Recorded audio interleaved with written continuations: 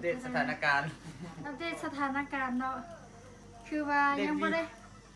ได้ฮอตคดเคิงจำเนาะ เดซี่อันนี้ใส่ซีอันนี้ใส่แล้วกันมันแซ่บแฮงเดวีเอาอีก3นาทีลุยต่อ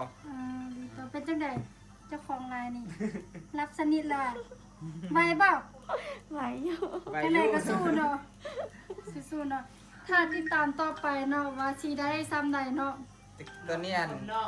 ไวอยู่จังไหนไวอยู่ เดี๋ยวอายุจังได๋ก็สู้ๆเด้อสู้ๆ มื้อนี้ต้องแล้วค่านี้ขึ้น เจ๊เพิ่นว่าใจเอาอยู่ใจเอาจังไดก็อยากให้งามอย่างน้อยก็ใส่เสื้อแบบว่าโซหลังได้เนาะ อยากกี่ไล่ก็ให้มาได้ 6-70% มื้อนี้จึงเซา เอาสู้ๆติดตามต่อไปว่าสิเป็นจังไดสร้างไว้บ่สร้าง ว้าย โอ้โอ้อาเกยทางนี้ก็บ่น้อยหนาได้เนาะ สาเคยแทททูเลย ยี่ เคยแทททูเอเคจะว่าอักเกย โอเคติดตามต่อไปเนาะ